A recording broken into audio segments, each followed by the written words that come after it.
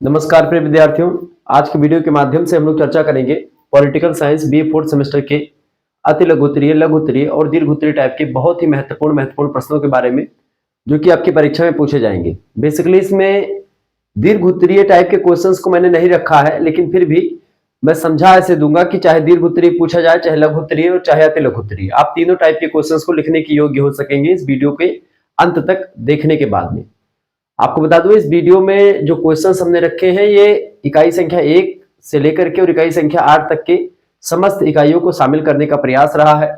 तो परेशान बिल्कुल भी नहीं होना है, आप इसको एक बार देख करके जाइएगा। और इससे पहले एक मॉडल पेपर मैंने और दिया हुआ है, प्लेलिस्ट में ऑलरेडी अवेलेबल है, तो आप उसको भी देख लीजिएगा।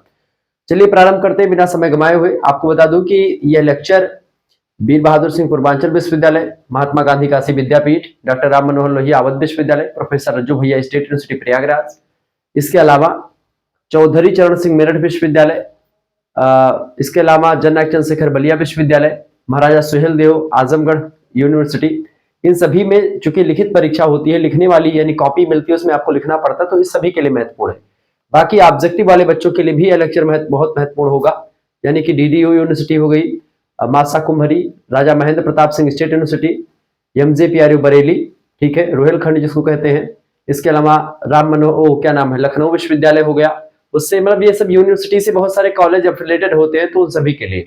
इसके अलावा और तमाम प्रकार के जो है विश्वविद्यालय हैं जिनमें एक प्रकार से ऑब्जेक्टिव परीक्षा दे, सिद्धार्थ यूनिवर्सिटी कपिलवस्तु, हालांकि उसके पेपर हो चुका है, तो ऐसे तमाम प्रकार के विश्वविद्यालय जिनका पेपर नहीं हुआ है या हो गया है, सभी के लिए महत्वपूर्ण है बेसिकली। यानी कि नेशनल एजुकेशन पॉलिसी के अंतर्गत सिलेबस शामिल है। बीए के फोर्थ सेमेस्टर में आपको वेस्टर्न पॉलिटिकल थॉट के बारे में पढ़ना होता है, भारतीय मतलब कि पाश्चात्य राजनीतिक विचारों के बारे में आपको जानना होता है।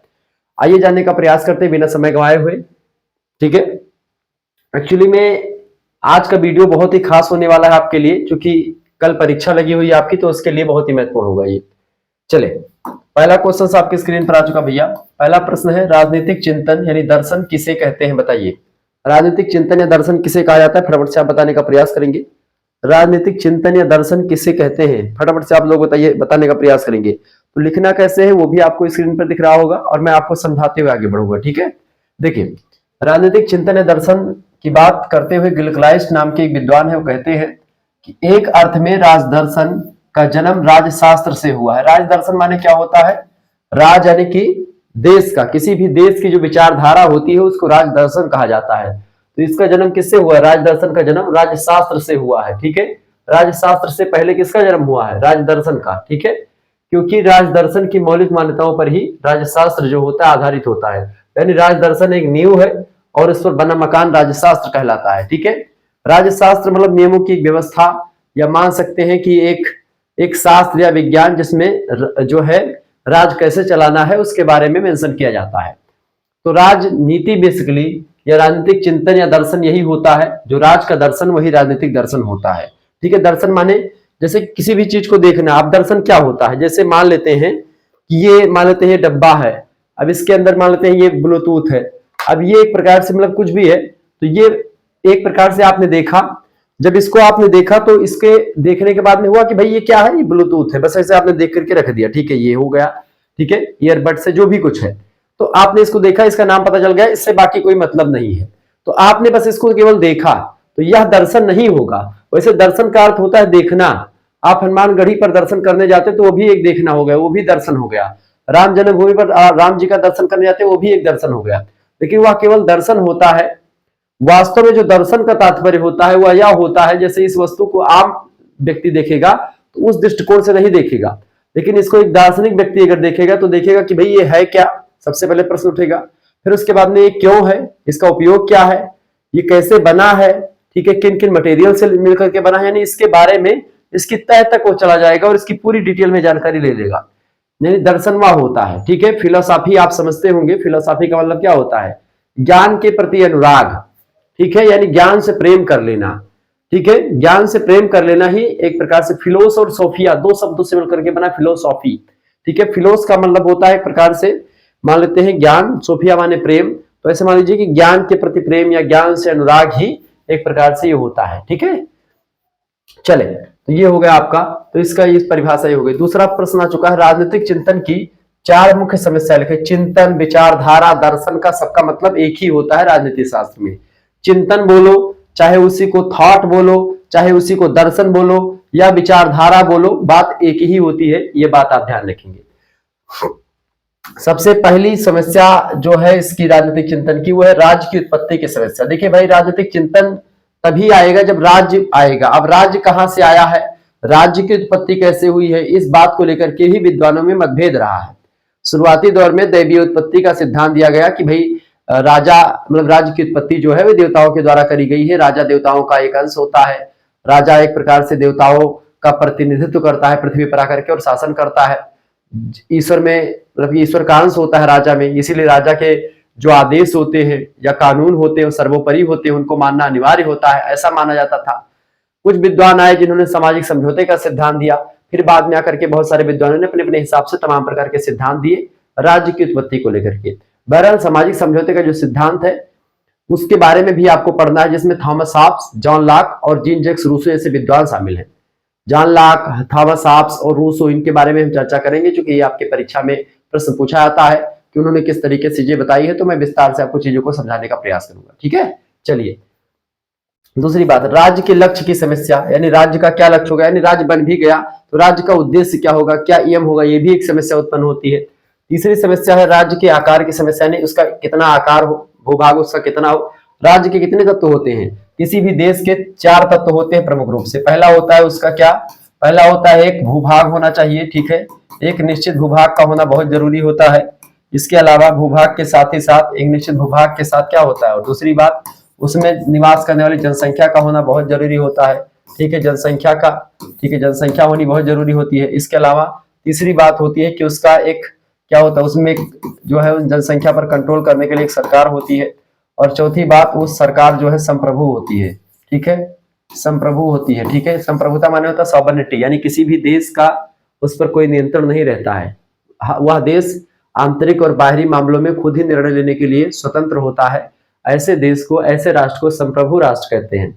इस स्थिति में अगर देखें तो भारत एक कैसा देश है, संप्रभु देश है, यानी कि सॉवरेन कंट्री है, ठीक है।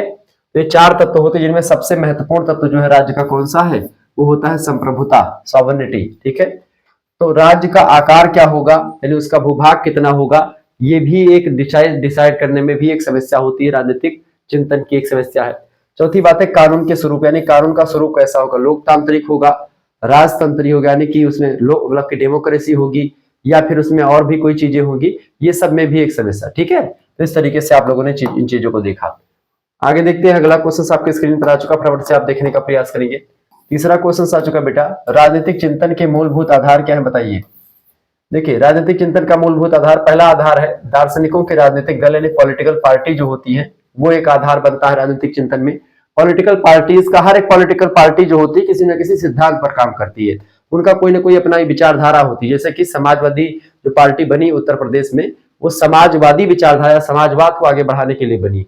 ऐसे ही आप देखते हैं जो बसपा बनी, यानी कि जो एक प्रकार से मायावती जी की जो पार्टी है, काशीराम जी के नेतृत्व में उसकी स्थापना हुई, वो एक प्रकार से दलितों के उत्थान के लिए बनाई गई, ठीक है। ऐसे ही भाजपा जो थी वो एक प्रकार से जो है सभी वर्गों के उदय के लिए, सबका साथ सबका विकास के लिए बनाई गई, या फिर आप मान सकते हो कि हिंदू बाहुल्य भी आप कहीं ना कहीं पे कह सकते हैं। हालांकि उतना ज्यादा इसमें हिंदुओं को लेकर के काम नहीं कर रही है, लेकिन हाँ इसमें क्या होता है कि भाई वो मान लिया गया है, बहुत सारे लोग कहते हैं कि वो इस सिद्धांत पर उसका देश सर्वोपरि है, राष्ट्र सर्वोपरि है भाजपा के लिए, ऐसा उसके मैनिफेस्टो में आप देख सकते हैं।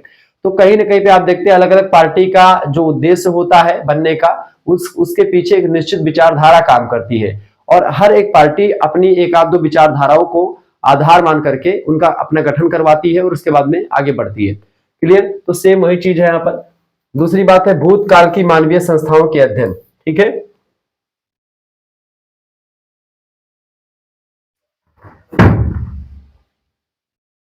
भूतकाल के मानवीय संसाधनों के अध्ययन, यानी कि जो बीत गई चीजें हैं उनकी जो मानवीय संस्थाएं हैं, उन संस्थाओं के अध्ययन से भी राजनीतिक चिंतन को एक प्रकार से आगे बढ़ाने में मदद मिलती है।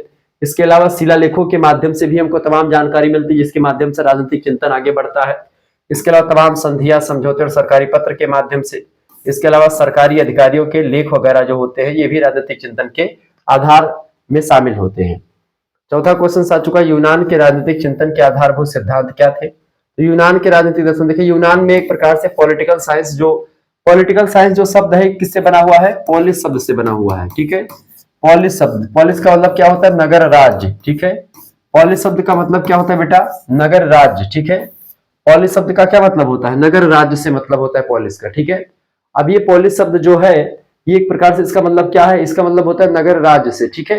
अब यह तो यूनान में बेसिकली पोलिस शब्द से, यूनानी भाषा का शब्द है पोलिस, जिससे बना है पॉलिटिकल साइंस यानी नगर राज्य, ठीक है। तो नगर की राज्य की स्थापना हो गया, ठीक है, पहली बात। दूसरी बात श्रेष्ठतम मतलब श्रेष्ठ तत्व का सिद्धांत। तीसरी कानून की प्रभु सत्ता का सिद्धांत है, प्रभुता का सिद्धांत यानी कानून सर्वोपरि होगा, श्रेष्ठ तत्वों को माना जाएगा, नगर राज्य की स्थापना की जाएगी। ये यूनान के राजनीतिक चिंतन के आधार रहे हैं, ठीक है। यानी कि जो पॉलिटिकल थॉट है यूनान का, उसमें ये तीन सिद्धांत मुश्किल से काम मतलब कि मेन काम करते हैं, ठीक है, ध्यान रखिएगा। एक आगे बढ़ने से पहले बात ध्यान रखिए, बहुत सारे बच्चे हमसे जुड़ना चाहते हैं, जो कहते हैं कि गुरुजी कैसे जुड़े आपसे, या पीडीएफ कैसे प्राप्त करें आपकी, ठीक है, या क्रैश कोर्स में कैसे ज्वाइन हो 4th सेमेस्टर के, और आगे चल करके 5th सेमेस्टर का कोर्स कैसे गेन करेंगे, कैसे प्राप्त करें, इसके लिए आप लोग लगातार कमेंट कर रहे हैं। तो आप जान लीजिए 91 61 93 60 62 ये मेरा व्हाट्सएप नंबर है। इसी पर आपको व्हाट्सएप पर एसएमएस करना है। क्या आप अपना नाम, अपने यूनिवर्सिटी का नाम और अपने सब्जेक्ट की नेम लिख करके इस पर आप भेज दीजिएगा। आप किस सेमेस्टर में है अपना सेमेस्टर नेम भी लिख करके भेज दीजिएगा। आपके जो भी 3-4 सब्जेक्ट होंगे, को करिकुलर और मेजर सब्जेक्ट, और अगर माइनर में आपका हिंदी, ज्योग्राफी, पॉलिटी ये सब होगा तो उसको भी तैयारी हो जाएगी। आप किसी भी यूनिवर्सिटी के किसी भी कॉलेज में पढ़ रहे हैं, अपनी यूनिवर्सिटी का नाम बताएंगे, उसी हिसाब से आपको सेंड कर दिया जाएगा। यहाँ पर आपके पास एक स्कैनर भेजा जाएगा, उसी पर आपको मात्र 100 रुपए फीस जमा कर देनी होगी, ये बात ध्यान रखेंगे। देखिए 4th सेमेस्टर की क्लास अभी चल रही है, जिसमें आपको क्रैश कोर्स मिलेगा, जिनको जुड़ना है जुड़ सकते हैं, मात्र 100 रुपए फीस में आपको मिल जाएगा। लेकिन अगर जो बच्चे तो 4th सेमेस्टर में क्या आपको मिलेगा, जैसे इसमें आपको लाइव क्लास मिलेगी, व्हाट्सएप ग्रुप से आपको जुड़ जाएगा, वहीं पर लिंक जाएगी। इसके अलावा आपको वीडियो लेक्चर्स मिलेंगे, ठीक है। इसके अलावा आपको यहाँ पर पीडीएफ नोट्स मिलेगी सभी सब्जेक्ट की, जो भी आपका सब्जेक्ट होगा। वीडियो लेक्चर जो आपके यूट्यूब पर मिलेंगे, उन सभी की पीडीएफ भी आपको यहाँ पर मिल जाएगी। इसके साथ ही साथ आपको एमसीक्यूज टाइप के जो मॉडल मतलब एमसीक्यूज टाइप के जो क्वेश्चन आंसर होते हैं इंपॉर्टेंट, वो भी मिलेंगे, और लिखित दोनों टाइप का यहाँ पर चीजें मिलेंगी आपको, ठीक है। ये बात आप ध्यान रखेंगे। और पूरे के पूरे 4th सेमेस्टर की फीस कितनी है, मात्र 100 रुपए। आपके क्रैश कोर्स जो है वो इसी में है, ठीक है, तो आपको मिल जाएगा। लेकिन अगर बच्चे चाहते हैं, चूंकि आप लोग बहुत लेट में आते हैं कोर्स लेने के लिए, जब पेपर आता तब पढ़ना शुरू करते हैं, तब भी आपके लिए 100 रुपए रखा गया है। लेकिन अगर आप चाहें तो हमसे जो है पहले भी जुड़ सकते हैं। जैसे कि अभी 5th सेमेस्टर का भी ग्रुप बन चुका है, जिन बच्चों को 5th सेमेस्टर में जुड़ना है, वो भी एक प्रकार से 100 रुपीज उनके लिए भी फीस रखी गई है। और सेम चीजें, यही चीजें भी आपको मिलेगी। इसी नंबर पर आपको व्हाट्सएप पर एसएमएस करना, नाम, यूनिवर्सिटी नाम, सब्जेक्ट नेम, सेमेस्टर 5th लेकर के भेजना है। 100 रुपए फीस जमा करनी पड़ेगी, इसके अंदर भेजा जाएगा, उसी पे उसके बाद में आपको जोड़ दिया जाएगा, ठीक है, ग्रुप से। और आपके जो है जब तक 5th सेमेस्टर की परीक्षा नहीं हो जाएगी, तब तक आपको उसी 100 रुपए में पढ़ाया जाएगा 5th सेमेस्टर वाले बच्चों के लिए। लेकिन अगर आप चाहते हैं 4th और 5th दोनों का एक साथ आपको मिल जाए, तो 5th यानी कि 4th सेमेस्टर और प्लस में 5th सेमेस्टर आपको दोनों एक साथ लेना है। दोनों सेमेस्टर की जो कोर्स मिलेगा आपको, वो मात्र और मात्र 200 रुपए नहीं लगेंगे, 150 रुपए, यानी कि 50 रुपए की छूट चल रही है। जिनको भी जुड़ना है वो जुड़ सकते हैं, जिसमें आपकी क्लासेस भी आपकी इंक्लूडेड होंगी। यानी लगभग आप मान करके चलो कि आपकी 4-5 महीने 6 महीने तक आप ग्रुप में जुड़े रहेंगे, जब आप 5th सेमेस्टर में जुड़ते हैं तो, ठीक है। तो इस तरीके से आपके बहुत ही कम पैसे में आप बहुत बेहतर जानकारी प्राप्त कर पाएंगे। अब आइए जानने का प्रयास करते हैं। एक बार इसका स्क्रीनशॉट ले लीजिए और तुरंत एसएमएस कीजिए जुड़ने के लिए, ठीक है। आप जुड़ जाएंगे तो आपको कहीं पर कुछ खरीदने वगैरह की जरूरत नहीं पड़ती है। आप एक सीरीज खरीदते हो या फिर बुक खरीदते हो, तो बुक में 400-500 रुपए लगभग लग जाते हैं, तो वो सब उससे सबसे आप बच जाएंगे, आप पढ़ पाएंगे चीजों को। ऐसे एग्जाम पॉइंट ऑफ व्यू से चीजें की तैयारी करवाई जाती है। आगे देखते हैं, अगला क्वेश्चन आपकी स्क्रीन पर आ चुका है। 5वां नंबर क्वेश्चन आप देखिए बेटा। 5वां नंबर प्रश्न आ चुका है प्लेटो को लेकर के। प्रश्न क्या है, प्रश्न प्लेटो के विचारों के क्या स्रोत थे। देखिए प्लेटो के विचारों के मुख्य स्रोत सुकरात का विश्वास करना तथा एथेंस के नगर का पतन, वहां पर चला आ रहा आतताइयों का शासन। देखिए चूंकि स्रोत सुकरात मतलब विश्वास करता था कौन, सुकरात। इस पर प्लेटो का गुरु है सुकरात, ये बात आप ध्यान रखेंगे। तो सुकरात जो था प्लेटो पर विश्वास करता था बहुत। प्लेटो का मतलब प्लेटो उसका बहुत जो है क्या नाम है उसका, बहुत चुनिंदा शिष्य था या बहुत ही प्रिय शिष्य था। जैसे द्रोणाचार्य के अर्जुन थे, ऐसे ही ये था, ठीक है। एथेंस के नगर राज्य जो था उस समय एकदम से पतन की ओर था। आताताई लोग एक प्रकार से शासन कर रहे थे, वर्ग तंत्र प्रचलन में था। क्योंकि वह एथेंस का सबसे मतलब वो एथेंस से बहुत प्रेम करता था प्लेटो। इस वजह से क्या हुआ, इसी विचारधारा की वजह से इसी मतलब ये एक प्रकार से इसी पर केंद्रित हो गया इसकी विचारधारा। और राज्यों को सही करने के लिए इसने बड़ा काम किया और वह इन प्रणालियों में सुधार करने के लिए जुट गया। इसीलिए आप देखिए प्लेटो ने आदर्श राज की बात करी। आदर्श का जो एक प्रकार से न्याय सिद्धांत है वो भी एक प्रकार से इसी पर आधारित है। इसके आदर्शवाद का विचारक, आदर्शवाद के प्रवर्तक है प्लेटो।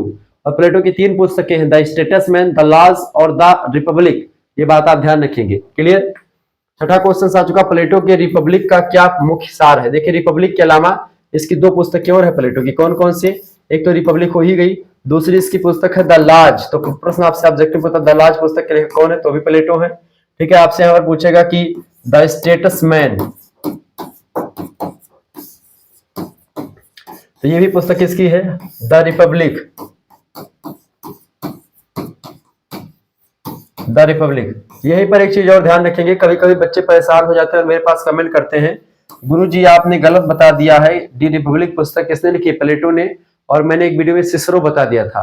सिसरो इसलिए बताया था बेटा कि सिसरो ने भी रिपब्लिक का पुस्तक लिखी है।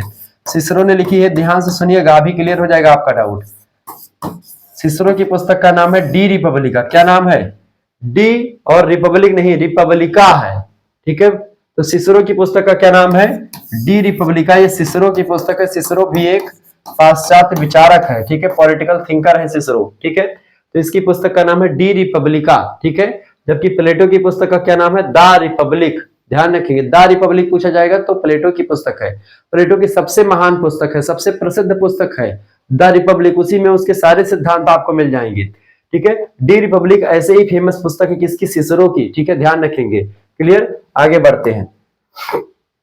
तो प्रश्न आपसे पूछा गया प्लेटो के रिपब्लिक का मुख्य सार क्या है। देखिए कैटिलिन महोदय कहते हैं कि प्लेटो की रिपब्लिक एक नैतिक रचना है, एक मोरल रचना है।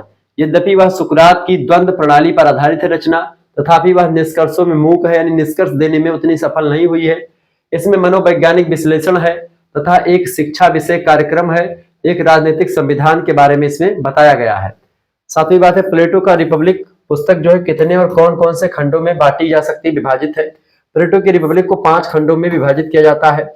पहला है आचार पुस्तिका, दूसरी है द्वंदात्मक पुस्तिका, तीसरी है जड़ पुस्तिका, चौथी है मनोवैज्ञानिक पुस्तिका और 5वीं है बेटा आर्थिक पुस्तिका। ये 5 भागों में द रिपब्लिक पुस्तक बटी हुई प्लेटो की। ये बात आप ध्यान रखिए। चलिए अगला क्वेश्चन से 8वां नंबर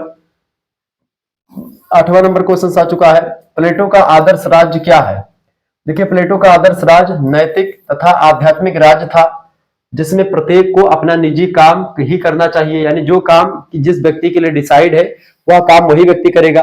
प्लेटो कहता है कि समाज जो है 3 वर्गों में बटा हुआ था। कि कौन बेटा, प्लेटो का जो राज्य है, आदर्श राज्य, 3 वर्गों में बटा हुआ है। 3 वर्ग है। एक तो है शासक वर्ग यानी जो राजा वर्ग जो राज करता है। दूसरा है बेटा सैनिक वर्ग, ठीक है, उससे नीचे सैनिक वर्ग है। सैनिक वर्ग जो है उसका काम है युद्ध करना, रक्षा करना देश की। और तीसरा होता है सामान्य वर्ग, ठीक है। सामान्य वर्ग जो बाकी बचते हैं सब सामान्य वर्ग में आ जाते हैं, ठीक है, डॉक्टर से लेकर के और तमाम प्रकार के मास्टर वगैरह सब सारे के। शासक वर्ग और सैनिक वर्ग, इन्होंने कहा कि एक शासक को, यानी इसने कहा क्या, एक दार्शनिक राजा की कल्पना करी प्लेटो ने। प्लेटो का मानना था कि राजा को पढ़ा लिखा होना चाहिए। अगर वो पढ़ा लिखा नहीं, पढ़ा लिखा का मतलब ये नहीं कि भाई तो पढ़ा लिखा सब है, जैसे, लेकिन मैंने आपको बताया था कि भाई ये ब्लूटूथ का पैकेट देखा आपने, अब ये एक प्रकार से आपने देखा, तो ये आप अगर आम जनता देखेगी, सामान्य जनता देखेगी तो ये देख लेगी भाई ये है, इसका यूज ये है बस। लेकिन एक जब राजा, एक दार्शनिक व्यक्ति अगर देखेगा तो इसको देखेगा कि भाई ये कैसे बना, क्यों बना, क्या क्या मटेरियल लगा है, कहाँ बना, कितना यूज है, कैसे क्या है, पूरी डिटेल में इसकी जानकारी निकाल लेगा। तो राजा को भी किसी भी मुद्दे को देखने से पहले उसके पूरी डिटेल में जानकारी ग्रहण करनी चाहिए राजा को। यानी प्लेटो कहता है कि राजा को पढ़ा लिखा होना चाहिए, पढ़ा लिखा मतलब कि एक दार्शनिक बुद्धि का होना चाहिए। दार्शनिक राजा की कल्पना प्लेटो करता है, ठीक है, तभी वह सबसे अलग हो पाएगा। और शासक, प्लेटो का साम्यवाद ये कहता है, प्लेटो साम्यवाद की विचारधारा भी देता है। प्लेटो के साम्यवाद ये कहता है कि शासक वर्ग और सैनिक वर्ग, ये दोनों वर्ग जो है बेटा, इनको एक प्रकार से संपत्ति रखने का, निजी संपत्ति रखने का कोई अधिकार नहीं है। यानी इनकी निजी संपत्ति नहीं होगी, इनका निजी घर भी नहीं, मतलब कि ये अपना शादी ब्याह भी ना करे तो ज्यादा बेटर है। अगर ये शादी ब्याह कर लेंगे तो फिर उसी में फंस जाएंगे। और कहते नहीं कि मोह सकल व्याधिन के मूला, तो जो मोह जो होता है वो सारे व्याधियों की जड़ होती है। इसी वजह से आप एक राजा अगर है तो अपने कर्तव्य के पथ पर डटे रहें और अपने कर्तव्य के पथ से ना हटें। जो जिसका कर्म है, राजा का कर्म जो है वो अपने कर्म करे, शासक वर्ग का जो कर्म है वो शासक वर्ग करे, सैनिक वर्ग अपना काम करे। और सामान्य वर्ग अपना काम करे, यानी सबका काम बटा और सब अपने अपने काम में एक प्रकार से रहे। यही बात प्लेटो का आदर्श राज्य में कहा गया है। ठीक है, एक मनुष्य एक काम का सिद्धांत बताया गया है। ठीक है, अतः उसके राज्य का आधार श्रम विभाजन तथा कार्यगत विशेषीकरण है। ये बात आप ध्यान रखेंगे। ठीक है, आगे बढ़कर भी चीजों को जानने का प्रयास करते हैं। इस तरीके से आप चीजों को समझ पा रहे हैं, जान पा रहे हैं। वीडियो को लाइक कर दीजिए, चैनल पर अगर नए हैं तो सब्सक्राइब भी कर दीजिएगा, क्योंकि इसी प्रकार से इंफॉर्मेटिव वीडियो लगातार हम आपके लिए लाते रहते हैं। ठीक है, चलिए अगला क्वेश्चन से 9वां नंबर प्रश्न आ चुका है। उसने अपने शासक वर्ग के लिए क्या कहा है और उसके कितने भेद किए हैं? किसने? प्लेटो ने। देखिए, प्लेटो ने कहा कि जब तक कि दार्शनिक जो राजाओं के राजा है तथा राजकुमारों के राजकुमार हैं दर्शन की भावना से उत्प्रोत नहीं होंगे, ठीक है, दार्शनिक होने चाहिए, नगरों को उनके कुप्रथाओं से कुप्रभावों से मुक्ति नहीं मिल सकती है। अगर राजा पढ़ा लिखा होगा, राजा एक दार्शनिक बुद्धि का होगा, तो उसका एक प्रकार से कुप्रभाव खत्म होगा। उसने अपने राज्य के 3 वर्ग किए हैं, एक न्याय पर आधारित वर्ग, एक विधि विहीन और एक साम्यवादी दल। ठीक है, ये बात आप ध्यान रखिए। इस तरीके से उसने बताया प्लेटो ने। प्लेटो का ही शिष्य है कौन? अरस्तु। प्लेटो का शिष्य कौन है? अरस्तु। अरस्तु ने शासक वर्ग के कितने भागों में विभक्त किया? अरस्तु ने शासक वर्ग को एक प्रकार से देखिए संख्या के आधार पर बांटा और नैतिक आधार पर भी बांटा। संख्या के आधार पर शासन करने वाले व्यक्तियों की संख्या और सर्वोच्च सत्ता के संचालन के उद्देश्य से। देखिए आप देखते हैं इसमें एक अल्पसंख्यक राज्य और एक होता है बहुसंख्यक राज्य। ठीक है, इसके अलावा सर्वोच्च सत्ता के उद्देश्य के साथ देखें तो शासन का स्वाभाविक रूप राजतंत्र, कुलीन तंत्र हो गया। ठीक है, और संवैधानिक तंत्र, ये 2 हो गया। इसके अलावा शासन का विकट रूप एक होता है, एक होता है वर्ग तंत्र या धनिक तंत्र, एक होता है आतताई तंतु। ठीक है, एक होता है प्रजातंत्र यानी डेमोक्रेसी जो आजकल चल रही है। तो इस तरीके से डेमोक्रेसी जो है शासन का सबसे जबरदस्त पहलू माना जा सकता है आज के युग में। क्लियर, लेकिन उसमें भी कमियां हैं, क्योंकि उसके टक्कर का कोई दूसरा नहीं, इस वजह से अभी भी वो चल रहा है। 11वां क्वेश्चन आप देखिएगा, प्रश्न है अरस्तु ने कौन कौन से ग्रंथ लिखे हैं? बताएं। देखिए अरस्तु के द्वारा लिखित ग्रंथ बहुत सारे हैं, जैसे कि पॉलिटिक्स इसकी सबसे फेमस पुस्तक है। इसी पुस्तक की वजह से अरस्तु को राजनीति विज्ञान का जनक कहा जाता है। प्लेटो कौन है? अरस्तु कौन है? प्लेटो का शिष्य है, राजनीति विज्ञान का जनक है अरस्तु। ठीक है, अनुकरण का सिद्धांत दिया है अरस्तु ने। अरस्तु की बात अगर करी जाए तो उसने संप्रभुता पर भी अपने विचार दिए हैं, नागरिकता से रिलेटेड भी अपने विचार दिए हैं। अरस्तु का मानना रहा है सीधा सीधा कि भाई जितना भी सुख प्राप्त कर सकते हो इसी जीवन में प्राप्त करो, कोई उहलूक नहीं है, सब यहीं पर है जो है, ऐसा अरस्तु मानता है। बाद में एकविनाश आते हैं और इनके विचारों का खंडन करते हैं, इनके विचारों का मंडन करने के साथ साथ खंडन करते हैं, यानी कि इनके विचारों को पहले सपोर्ट करते हैं, सपोर्ट करने के बाद जो इनमें कमियां रह गई उन कमियों को दूर भी किया। ठीक है, ये था एकविनाश। अभी आगे चल करके आपको चर्चा करनी पड़ेगी। तो पॉलिटिक्स पुस्तक जो है उसी में सबसे पहले राजनीतिक विज्ञान शब्द का यानी पॉलिटिकल साइंस शब्द का प्रयोग किया गया। इसी वजह से पॉलिटिकल साइंस के जनक के रूप में या उनके फादर ऑफ पॉलिटिकल साइंस के रूप में इसको जाना जाता है। इसी ने कहा था अरस्तु ने ही कि man is a social and political animal, यानी कि मनुष्य एक सामाजिक और राजनीतिक प्राणी है। ठीक है, ये बात आप ध्यान रखेंगे। तो पॉलिटिक्स पुस्तक, पोएटिक पुस्तक, मीटरोलॉजी, फिजिकल और दी कॉन्स्टिट्यूशन, ये सारी पुस्तकें अरस्तु की हैं। नेक्स्ट क्वेश्चन, अरस्तु की नागरिकता की क्या परिभाषा है? नागरिकता को लेकर के अरस्तु कहता है कि मात्र देश में की सीमा में रहने से या उसमें एक प्रकार से कुछ करने से आप नागरिकता आपको नहीं मिल जाती है। ठीक है, कोई भी व्यक्ति राज्य में रहने से नागरिक नहीं बन सकता है, ना ही वह नागरिक है जिसे राज्य के अंतर्गत सुरक्षा और न्याय प्राप्त है। अतः मतलब आपको न्याय मिल रहा है, आपको सुरक्षा मिल रही है, इसका मतलब ये नहीं कि आप यहाँ के नागरिक हैं। अतः नागरिकता का आधार निवास स्थान, कानूनी अधिकार या जन्म नहीं अपना कर्म होता है। अरस्तु का कथन है कि नागरिक वह होता है जो न्याय प्रशासन में और विधि के निर्माण, कानून को बनवाने में, उन कार्यों में सहायता करता है, फिर उन कार्यों में संलग्न होता है, राज्य के अंदर असेंबली के सदस्य के रूप में भाग लेता है, वही व्यक्ति राज्य का सदस्य माना जा सकता है, ऐसा अरस्तु बताता है। अगला क्वेश्चन आपके स्क्रीन पर आ चुका है। अरस्तु के अनुसार 13 नंबर, अरस्तु के अनुसार नगर राज्य की मुख्य विशेषता क्या है? पहली विशेषता जनसंख्या, दूसरी विशेषता उसका क्षेत्र, तीसरी विशेषता लोगों का चरित्र, चौथी है राज्य का वर्ग यानी कई वर्गों में बटा हुआ होगा, और पांचवी बात है शिक्षा। इन 5 विशेषताओं के आधार पर अरस्तु ने नगर राज्य की स्थापना करी, ये बात आप ध्यान रखेंगे। आगे देखेंगे, अगला क्वेश्चन आ चुका है 14 नंबर प्रश्न आपकी स्क्रीन पर आ चुका भैया। प्रश्न है अरस्तु के संपत्ति के संबंध में क्या विचार है? देखिए, राज्य तथा परिवार के प्रयोग में लाए जाने वाले साधनों का नाम सामूहिक रूप से संपत्ति होता है, यानी कि राज्य और परिवार के प्रयोग में जो तमाम प्रकार के साधन या उपकरण का प्रयोग किया जाता है उसी को हम संपत्ति कहते हैं। ठीक है, संपत्ति के बारे में कहता है संपत्ति दो प्रकार की होती है, एक निर्जीव संपत्ति यानी और एक सजीव संपत्ति, एक चल संपत्ति को एक अचल संपत्ति। ठीक है, इसके उत्पादन के दो साधन होते हैं, एक प्राकृतिक और एक अप्राकृतिक। इस तरीके से संपत्ति के बारे में अरस्तु कहता है। अगला क्वेश्चन से अरस्तु ने संपत्ति की क्या परिभाषा दी है। संपत्ति का अर्थ बताते हैं अरस्तु कहता है कि संपत्ति परिवार व राज्य के प्रयोग में किए जाने वाले साधनों के उपकरणों का संग्रह होता है। अरस्तु कहता है कि संपत्ति और परिवार मानव को प्रकृति की देन होती है। संपत्ति के अंतर्गत वे सभी वस्तुएं आ जाती हैं जो परिवार के सदस्यों के दैनिक जीवन के लिए आवश्यक होती हैं, जरूरी होती हैं। जैसे कि तीन आवश्यकताएं मुख्य रूप से मनुष्य की होती है, एक रोटी, दूसरा कपड़ा, तीसरा मकान। ठीक है, देखिए उनकी अपनी क्षुधा यानी भूख शांत करने के लिए भोजन की आवश्यकता पड़ती है, रहने के लिए मकान की आवश्यकता पड़ती है, सर्दी गर्मी से बचने के लिए वस्त्रों की जरूरत पड़ती है। ये सब वस्तुएं संपत्ति का अंग है। इस प्रकार संपत्ति परिवार का अनिवार्य और जीवन का मुख्य आधार रहा है।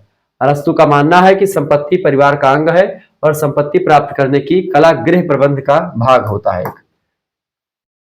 अगला क्वेश्चन आप देखेंगे, 16 नंबर क्वेश्चन आप देखेंगे भैया। 16वां क्वेश्चन आ चुका है, यूनान के राजनीतिक चिंतन के आधारभूत सिद्धांत क्या थे बताएं। देखिए यूनान के राजनीतिक चिंतन के आधारभूत सिद्धांत कई सारे हैं। पहला है नगर राज्य की स्थापना करना, दूसरा श्रेष्ठ तत्व का सिद्धांत, तीसरा कानून की प्रभुसत्ता का सिद्धांत। ये हो ही गया था। 17 नंबर प्रश्न, एक्विनास की रचनाएं लिखिए। देखिए थॉमस एक्विनास की अगर बात की जाए तो इन्होंने अनेक ग्रंथों की, अनेक पुस्तकों की रचना करी है, जिसमें इनकी कुछ रचनाएं जो मुख्य रूप से प्रशंसनीय है, फेमस है, उनके बारे में चर्चा करते हैं। जैसे कि सुम्मा थियोलॉजिका, ये पुस्तक बड़ी फेमस है, परीक्षा में ऑब्जेक्टिव में बहुत बार क्वेश्चन आया हुआ है सुम्मा थियोलॉजिका को लेकर के। इस ग्रंथ में एक्विनास ने न्याय के बारे में, शासन के बारे में, पाप क्या है, तप क्या है, विश्वास क्या है, इन सभी फैक्ट मतलब इन सभी तथ्यों पर अपना प्रकाश डाला है, विवेचना करी है अपनी विद्वानिता के हिसाब से। दूसरी बात, commentaries on the political of Aristotle, यानी कि इन्होंने अरिस्टोटल पर, अरस्तु पर बड़ा काम किया है। अरस्तु की जो एक प्रकार से पॉलिटिक्स पुस्तक है, उस अरस्तु की पॉलिटिक्स पुस्तक पर इन्होंने एक प्रकार से क्या किया है, टिप्पणी करी है, कमेंट्री करी है। ठीक है, अगला क्वेश्चन आपके स्क्रीन पर आ चुका है, the rule of princess. The rule of princess, ये भी पुस्तक बड़ी फेमस है। इस पुस्तक में राजा महाराजाओं के जो शासन करने के नियम कायदे होते हैं, उन नियम कायदों के बारे में लिखा गया है। और चौथा जो है उसमें है सुम्मा कंट्रा जेंटाइल्स। इसकी अगर बात की जाए, इसमें भी तमाम प्रकार की चीजें बताई गई हैं। उपरोक्त रचनाओं में एक्विनास ने अरस्तु और संत अगस्ताइन के विचारों में एक प्रकार से समन्वय स्थापित करने का प्रयास किया है। ईबस्टीन के अनुसार अगस्टाइनवाद प्लेटो तथा ईसाइयत का सम्मिश्रण रहा है, तो थॉमसवाद अरस्तु तथा ईसाइयत का संश्लेषण रहा है। ठीक है, ये बात आप ध्यान रखेंगे। आगे बढ़ते हुए चीजों को जानने का प्रयास करते, फटाफट से वीडियो को शेयर कर दीजिएगा।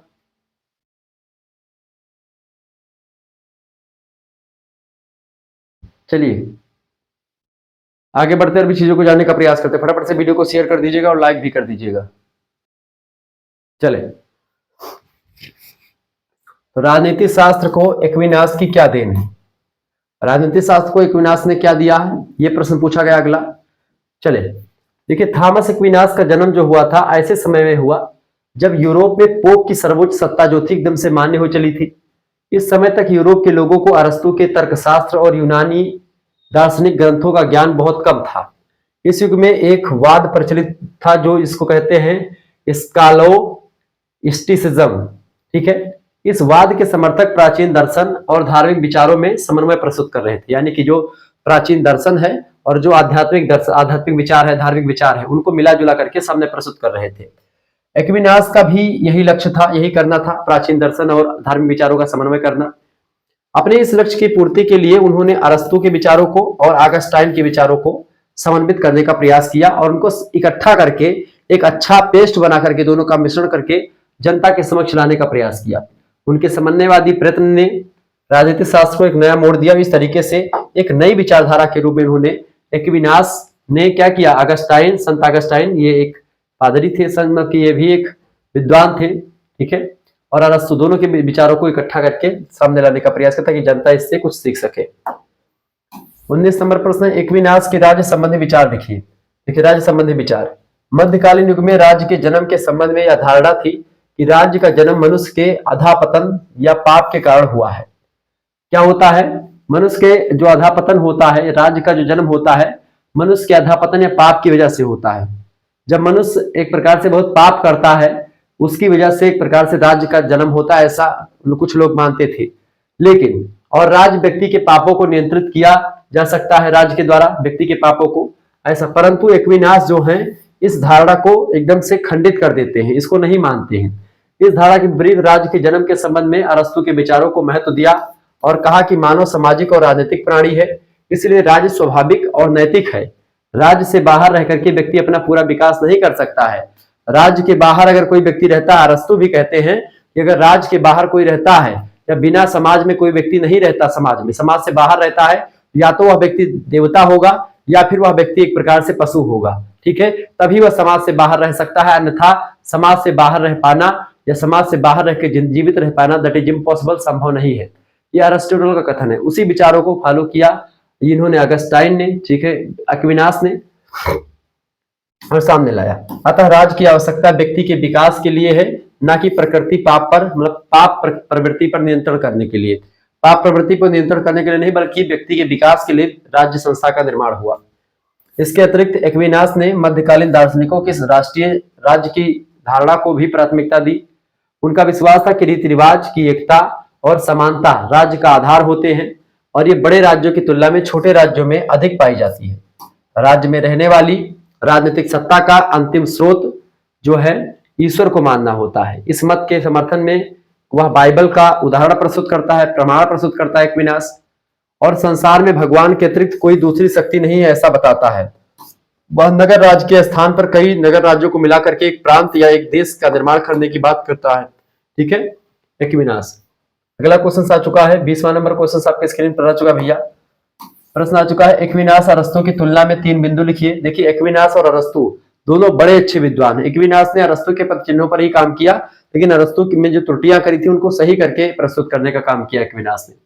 एक्विनास की अरस्तु से तुलना, एक्विनास की अरस्तु से तुलना निम्न प्रकार से की जा सकती है। पहली बात ये तो अरस्तु ने मनुष्य का लक्ष्य क्या माना है, भौतिक सुख सुविधा, जैसे एसी, कूलर, पंखा, टीवी, यही सब इंजॉय करो लाइफ में।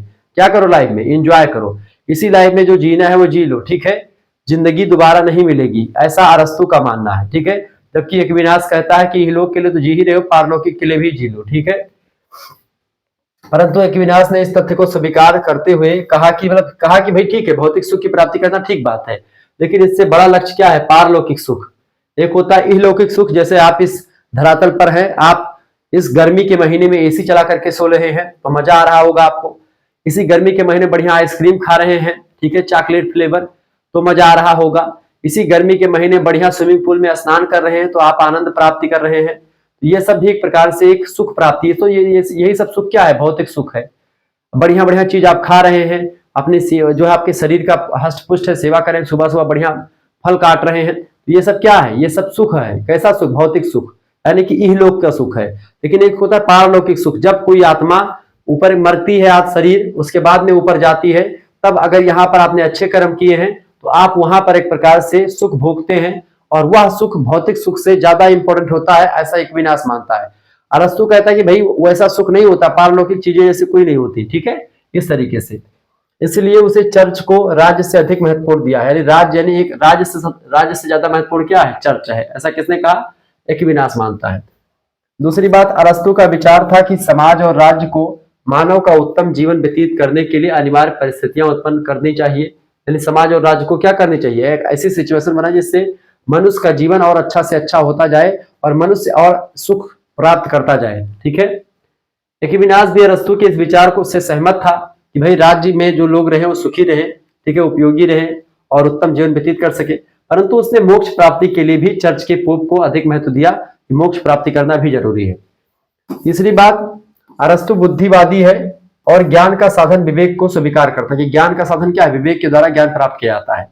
एक्विनास भी इस बात को समर्थन करते हैं, कहते हैं हाँ ठीक बात है, परंतु उस कहा कि बुद्धि से कुछ ऐसे सत्य हैं जो श्रद्धा और विश्वास के द्वारा प्राप्त हो सकते हैं। श्रद्धा विश्वास रूपिणे, यानी यह एक प्रकार से अध्यात्म की बात करता है और इस लोक की बात भी करता है, अध्यात्म विज्ञान को बात दोनों करता है एक्विनास, देखिए, जबकि वो अरस्तु जो है केवल वैज्ञानिक चीजों पर फोकस करता है। 21 नंबर क्वेश्चन आ चुका है, एक्विनास के कानून संबंधी विचारों की विवेचना कीजिए, विशेषताएं बताएं। देखिए एक्विनास के कानून संबंधी विचारों से हमें 4 विशेषताएं दिखाई पड़ती हैं। पहली बात तो ये कानून मनुष्यों के कार्य करने का एक मापदंड है। दूसरी बात, कानून का लक्ष्य है सार्वजनिक हित यानी सबका हित करना।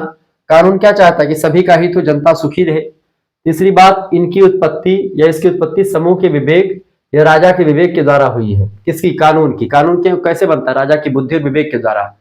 क्योंकि राजा या सामूहिक मतलब कि राजा या समूह सार्वजनिक हित को हमेशा ध्यान में रख करके कोई भी कानून बनाता है जिससे जनता का या सभी का हित हो, ठीक है, ताकि उसकी जनता सुखी रहे।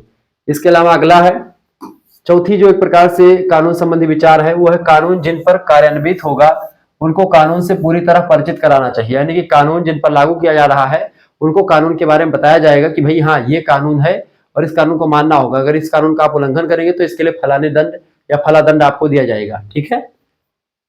आगे देखिएगा, अगला क्वेश्चन आपके स्क्रीन पर आ चुका, फटाफट से आप देखने का प्रयास करेंगे। 22 नंबर आपकी स्क्रीन पर क्वेश्चन आ चुका भैया। प्रश्न है, पाडुआ की रचनाओं के विषय में बताइए। देखिए, पाडुआ या इसी को मतलब कि मार्सिलियो कह सकते हैं। सन 1340 में मार्सिलियो ने अपने महान ग्रंथ डिफेंसर पेसिस यानी शांति का रक्षक नाम का ग्रंथ है, इसको लिखा पूरा किया। इस पुस्तक के बारे में डनिंग ने लिखा, प्रोफेसर डनिंग ने, यह पहली पुस्तक है जिसने चर्च को समस्त लौकिक मामलों में राज्य का एक भाग स्वीकार किया तथा पोप के किसी भी प्रकार के अधिकारों का अस्वीकार किया है। यह पुस्तक चर्च और राज्य के बीच संघर्ष के एक विशेष स्थान ही नहीं रखती बल्कि इसने राजनीतिक दर्शन के विकास में महत्वपूर्ण योगदान दिया है। इसके साथ ही साथ मार्सिलियो के दूसरे ग्रंथ का नाम है डिफेंसर माइनर। यह ग्रंथ डिफेंसर माइनर एक प्रकार से प्रथम ग्रंथ का ही एक सारांश है जिसमें प्रथम ग्रंथ के मुख्य मुख्य चीजों को इसमें बताया गया है। अगला क्वेश्चन 23 नंबर, पडुआ से के राजनीतिक संबंधी विचार बताएं। राज्य की उत्पत्ति। अरस्तु ने राज्य को आत्मनिर्भर इकाई माना। मार्सिलियो ने भी अरस्तु के इस विचार को अपनाते हुए राज्य के अच्छे और उत्तम जीवन के विकास के लिए पूर्ण समुदाय माना और इसका विचार था कि राज्य का जन्म मनुष्य के लिए विभिन्न आवश्यकताओं की पूर्ति के लिए हुआ है। अतः राज्य एक स्वयं विकसित समुदाय है, यानी अब खुद ही विकसित हुआ है। अरस्तु के समान मार्सिलियो ने भी यह माना कि नगर राज्य की उत्पत्ति परिवार से हुई है। एक परिवार, फिर 2 परिवार, 10 परिवार मिले और इस तरीके से एक राज्य का निर्माण हो गया होगा। नगर राज्य मनुष्य की उत्तम श्रेष्ठ आवश्यकताओं की पूर्ति करता है। अरस्तु का श्रेष्ठ जीवन इहलोक तक ही सीमित है, यानी कि वो केवल भौतिक सुख सुविधाओं की बात करता है, परंतु मार्सिलियो ने श्रेष्ठ जीवन के लिए पारलौकिक जीवन को भी स्वीकार किया। इहलौकिक जीवन का चित्रण हमें दर्शन शास्त्र में मिलता है और पारलौकिक जीवन का चित्रण हमको धर्म शास्त्र में मिलता है, आध्यात्म शास्त्र में मिलता है। इहलोक अथवा भौतिक जीवन का आधार है बुद्धि और विवेक तथा पारलौकिक जीवन का आधार है श्रद्धा और विश्वास, ठीक है। विवेक और बुद्धि यह प्रदर्शित करते हैं कि शांति और सुव्यवस्था के स्थापना के लिए शासन व्यवस्था की आवश्यकता है, परंतु नागरिक शासन व्यवस्था के साथ साथ समाज में धर्म की भी आवश्यकता होती है उतनी ही, क्योंकि धर्म जीवन के दूसरे पक्ष के लिए अनिवार्य होते हैं और धर्म के माध्यम से व्यक्तियों पर कंट्रोल पाना बहुत आसान बात होती है। आगे देखते हैं, अगला क्वेश्चन आपके स्क्रीन पर आ चुका, फटाफट से आप देखने का प्रयास करेंगे भाई। प्रश्न है, ग्रीन के अनुसार राज्य के कौन कौन से कार्य हैं। देखिए, TH Green, Thomas L Green का पूरा नाम है। कहते हैं कि राज्य का काम है जीवन की परिस्थितियों का निर्माण करना जिनमें नैतिकता संभव हो तथा नैतिकता संभव होती है स्व आरोपित कर्तव्यों का निस्वार्थ भावना से करने में नैतिकता जो है संभव हो पाती है। ग्रीन ने राज्य के 2 कार्य बताए हैं, पहला है रचनात्मक कार्य और दूसरा है निषेधात्मक कार्य। निषेधात्मक कार्यों को फिर से उन्होंने कई भागों में बांटा, जैसे कि नकारात्मक कार्य, रचनात्मक कार्य, विधियात्मक कार्य, शिक्षा प्रसार संबंधी कार्य, संपत्ति तथा रक्षा या मध्य निषेध, ये सारे काम जो हैं निषेधात्मक कार्यों में शामिल हैं। 25 नंबर क्वेश्चन आ चुका, ग्रीन का स्वतंत्रता से क्या तात्पर्य है। टीएच ग्रीन ने स्वतंत्रता के बारे में अपने विचार क्या दिए हैं। देखिए, ग्रीन का स्वतंत्रता से संबंधित विचार ये है, ग्रीन के अनुसार कोई मनुष्य उस समय स्वतंत्र रहता है जबकि वह इस स्थिति में है कि वह अपने आदर्श की ओर बढ़ने के लिए स्वतंत्र है। आदर्श माने उसको अपने अच्छे से अच्छा करने के लिए वो स्वतंत्र है, जबकि वह उन समस्त कानूनों का पालन करता है जिनको वह समझता है, जानता है और पालन करना चाहिए जिनका, उसके बारे में करता है। उसको अपने व्यक्तित्व का पूर्ण विकास करने का अवसर भी मिलता है। तो स्वतंत्रता के बारे में बताता है कि स्वतंत्रता यही देती कि वो अपना पूरा विकास कर सकता है, कानूनों को मान सकता है, ठीक है। 26 नंबर क्वेश्चन, ग्रीन के अधिकारों के प्रति क्या विचार है, वह कितने प्रकार के हैं। फटाफट से आप बताने का प्रयास करेंगे, इसका राइट आंसर क्या हो जाएगा।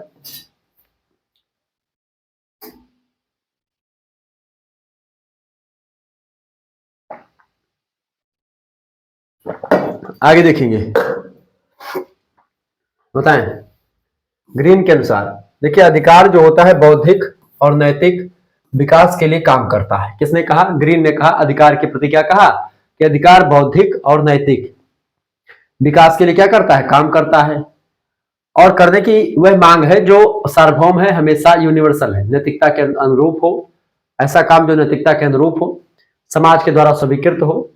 इसने अधिकारों के दो भेद बताए हैं, एक प्राकृतिक अधिकार होता है, एक कानूनी अधिकार होता है।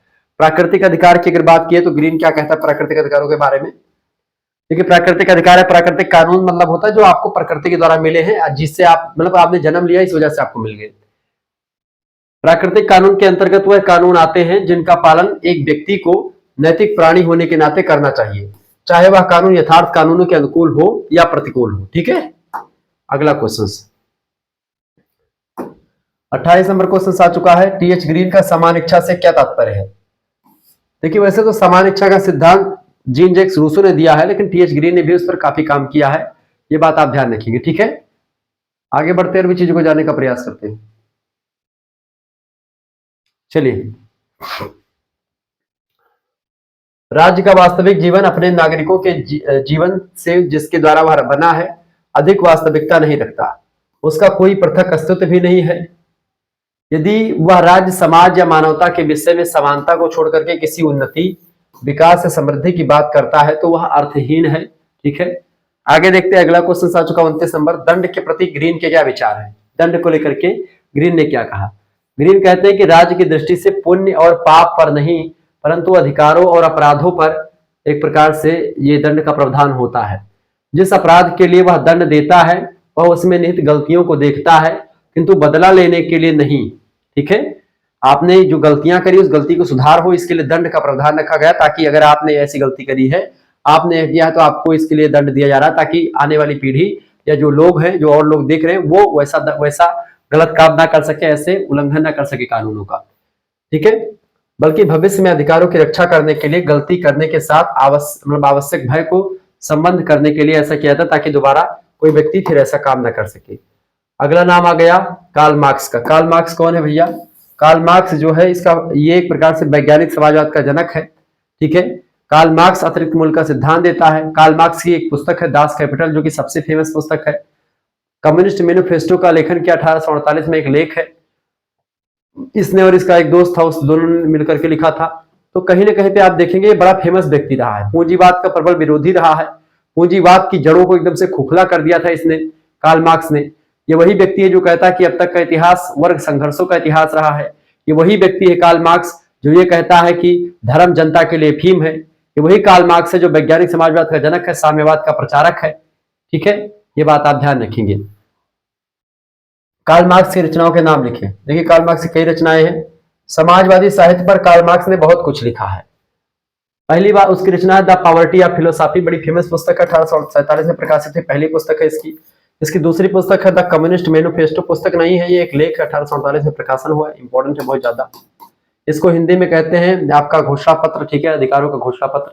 तीसरी बात the critic of political economy, 1859 में प्रकाशित पुस्तक है। इसके अलावा चौथी पुस्तक है inaugural address of the international working men's association, 1864 में प्रकाशित पुस्तक है। पांचवी पुस्तक है वेल्थ प्राइस एंड प्रॉफिट, 1865 में। ठीक है, इसके अलावा छठा जो इसका सिद्धांत है, मतलब पुस्तक है, उसका नाम है दास कैपिटल, 1867 की पुस्तक है, बड़ी फेमस पुस्तक है। ये पुस्तक हमेशा प्रश्न में आती रही है। The civil war in France, 1870 से 71, ये भी फेमस पुस्तक है। तो इस तरीके से मार्क्स ने अपनी पुस्तक दास कैपिटल में ही समाजवाद के सभी सिद्धांतों का वर्णन किया है। मार्क्स ने अपनी पुस्तक दास कैपिटल में समाजवाद की वैज्ञानिक और सारगर्भित विवेचना की है। समाजवादी साहित्य पर उसकी यह पुस्तक सर्वश्रेष्ठ ग्रंथ मानी जाती है। इस पुस्तक को साम्यवादी सिद्धांतों की आधारशिला कहा जाता है। इसमें मार्क्स का समस्त चिंतन उपलब्ध है। मार्क्स ने द पॉवर्टी ऑफ फिलोसॉफी नामक ग्रंथ की रचना प्रूधो के एक ग्रंथ द फिलोसॉफी पॉवर्टी के उत्तर में लिखी थी। इस पुस्तक में व्यक्त किए गए जो प्रूधो के विचार थे, उन प्रूधो के विचार से कार्ल मार्क्स बिल्कुल भी सहमत नहीं था। उसी के विरोध में, उसी को एक प्रकार से रिप्ले के रूप में प्रूधो के ये पुस्तक लिखी गई थी। देखिए, कार्ल मार्क्स और हीगल के जो दो विचार हैं बड़े फेमस मिलते हैं। एक तो हीगल का जो द्वंद्ववाद है वही कार्ल मार्क्स का द्वंद्वात्मक भौतिकवाद है। हीगल के दर्शन का प्रभाव मार्क्स पर बहुत पड़ा है। मार्क्स के चिंतन पर सर्वाधिक निर्णायक प्रभाव हीगल के दर्शन का पड़ा है।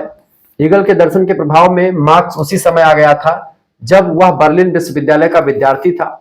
मार्क्स का द्वंद्वात्मक भौतिकवाद का सिद्धांत हीगल के द्वंद्ववाद पर ही आधारित है।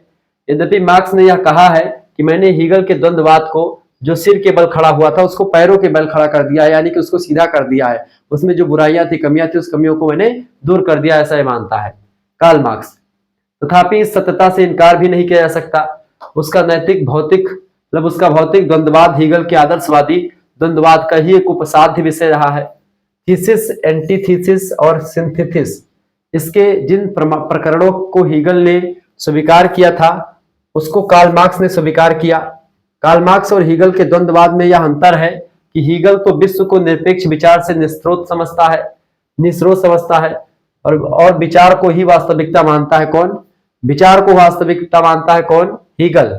जबकि कार्ल मार्क्स जो है ये यथार्थ को वास्तविकता नहीं मानता है, विचार को वास्तविकता नहीं मानता, यह केवल पदार्थ को अंतिम वास्तविकता समझता है, विचार को नहीं। यानी कार्ल मार्क्स पदार्थ को अंतिम वास्तविकता मानता है, जबकि जो हीगल है वो विचारों को मानता है अंतिम अवस्था। ठीक है, इस तरीके से यहां पर आप चीजों को जान पा रहे हैं।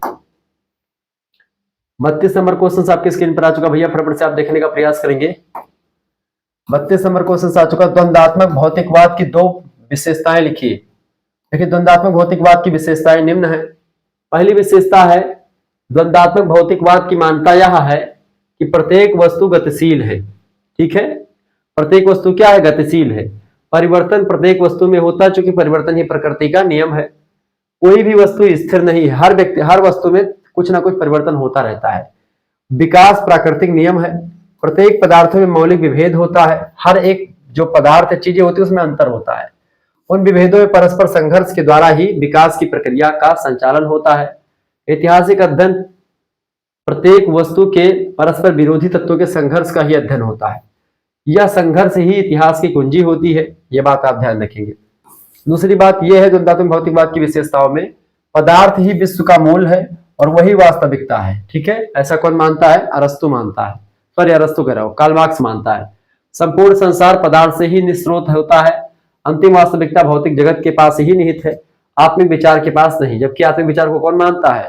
हीगल मानता है, अरस्तु नहीं, मतलब ये नहीं मानता है कार्ल मार्क्स। इस प्रकार चेतना कोई प्रभावशाली तत्व तो नहीं है, चेतना पदार्थ के अधीन ही काम करती है, ऐसा कौन कहता है?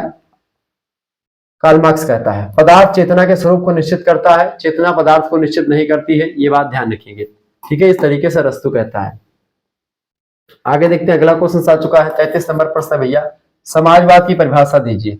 कोल कहते हैं समाजवाद की परिभाषा को देते हुए कि समाजवाद का अर्थ होता है 4 संबंधित बातों से। कौन सी बातों से समाजवाद का अर्थ होता है? 4 संबंधित बातों से। वो बातें कौन कौन सी भैया? 4 बातें कौन कौन सी हैं? देखें, पहली बात है समस्त व्यक्तियों का भ्रातृत्व जिसमें वर्ग भेद का अस्तित्व ना हो, यानी कोई वर्ग ना हो, सभी समान हो।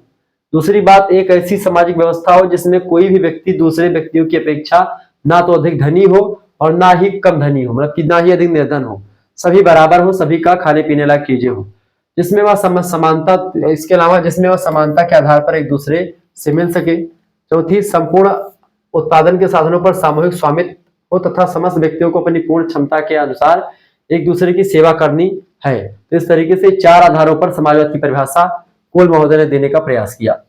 समाजवाद के प्रमुख तत्व कौन कौन से हैं? देखिए, समाजवाद के प्रमुख तत्व कई प्रकार के हैं, कई सारे। पहला है समाज की एक आंगिक एकता, मतलब समाज को एक आंगिक एकता मानता है। समाज को एक आंगिक, समाजवाद क्या मानता है? समाजवाद समाज को एक आंगिक एकता मानता है। दूसरी बात, पूंजीवाद का अंत करने पर बल देता है समाजवाद। ठीक है, पूंजीवाद को जड़ से उखाड़ फेंकने का काम करता है।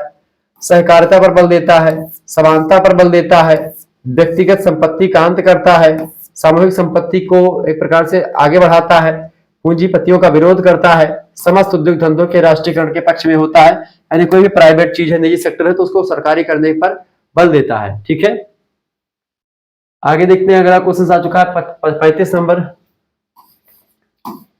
प्रश्न भैया, समाजवाद की विभिन्न श्रेणियां कौन कौन सी हैं? देखिए, समाजवाद 2 प्रकार का आपका है। पहला है विकासवादी समाजवाद और दूसरा है क्रांतिकारी समाजवाद।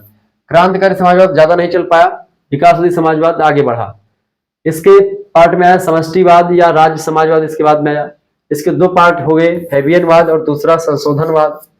फैबियनवाद ज्यादा नहीं चल सका, संशोधनवाद आगे बढ़ा, तीन भागों में बटा, साम्यवाद, सिंडिकलिज्म और श्रेणी समाजवाद। इनमें से सबसे फेमस हुआ क्या? साम्यवाद। इसके प्रणेता कौन है? Karl Marx. ठीक है, कार्ल मार्क्स साम्यवाद के। ठीक है, आगे बढ़ते हैं। 36 नंबर क्वेश्चन आ चुका है, साम्यवाद की आलोचना के मुख्य आधार क्या है? देखिए, साम्यवाद की आलोचना के निम्नलिखित आधारों पर की गई है इसकी आलोचना। पहली बात तो ये, भौतिक तत्वों पर विशेष बल दिया गया है। दूसरी बात, साम्यवाद की स्थापना के साधन अनुचित हैं। तीसरी बात, साम्यवाद विश्व शांति में बाधा उत्पन्न करता है। क्या करता है?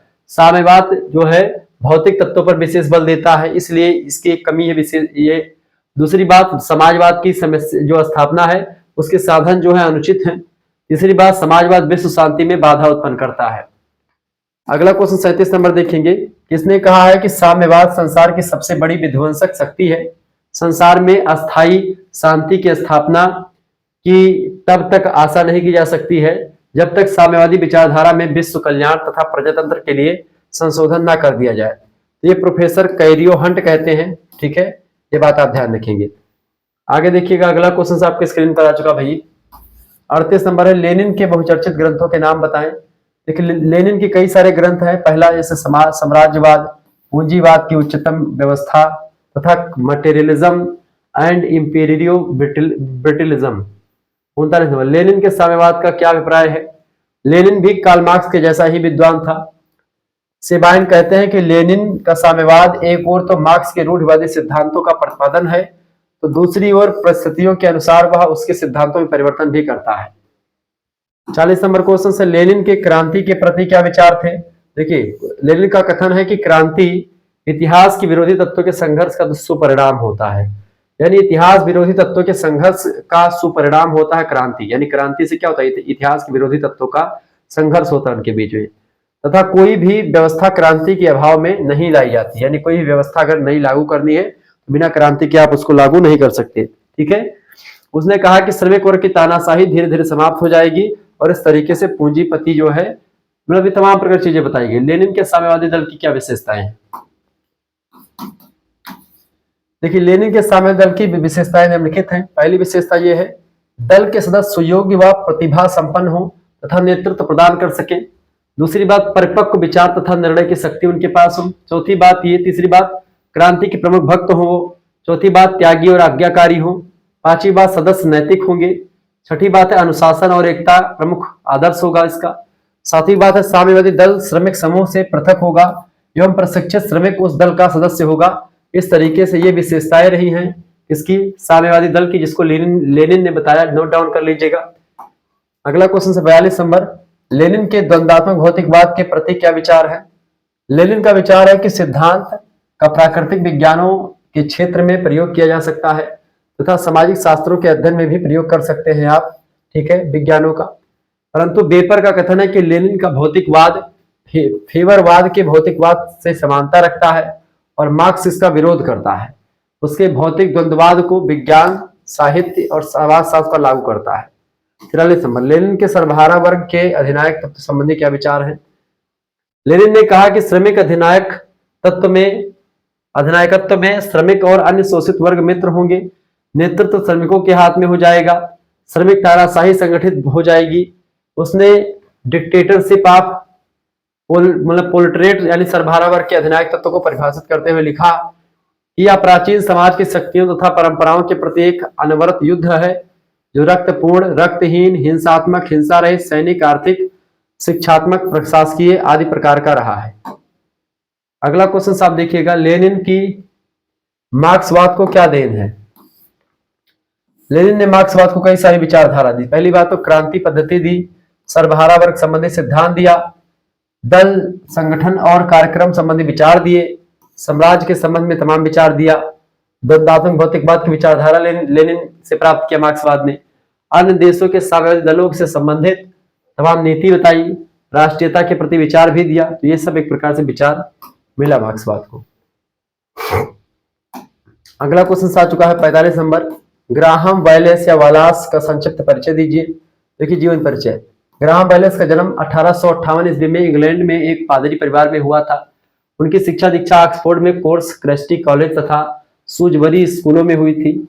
उसने अपना प्रारंभिक जीवन एक छोटे स्कूल में अध्यापन कार्य के साथ शुरू किया और आगे चल करके उच्च कोटि का प्रतिभाशाली विद्वान सिद्ध हुआ। ग्राहम वेलेस ने लंदन विश्वविद्यालय की senate, London school board, London county council तथा रॉयल कमीशन ऑन सर्विस के सदस्य के रूप में भी काम किया। या फेबियन सोसाइटी का भी एक सदस्य रहा। उसने फेबियन एसेज में महत्वपूर्ण भूमिका निभाई। वास्तव में वेलेस बेजहार्ट के अनुयायी भी रहे हैं। ठीक है, आगे देखते हैं। अगला क्वेश्चन आपके स्क्रीन पर आ चुका है। जीन बोदा। प्रश्न आ चुका है जीन बोदा कि संप्रभुता सिद्धांत की परीक्षा। संप्रभुता क्या है सबसे पहले जान लीजिए। संप्रभुता का मतलब होता है कोई भी देश या कोई भी व्यक्ति जो आंतरिक या बाह्य रूप से निर्णय लेने में खुद स्वतंत्र हो, यानी अपने बारे में अगर सोचना तो किसी दूसरे से पूछ करके ना सोचे। ठीक है, अपने बारे में निर्णय लेने में किसी दूसरे से पूछना ना पड़े, खुद ही निर्णय ले ले। ठीक है, तो वो होता है संप्रभु।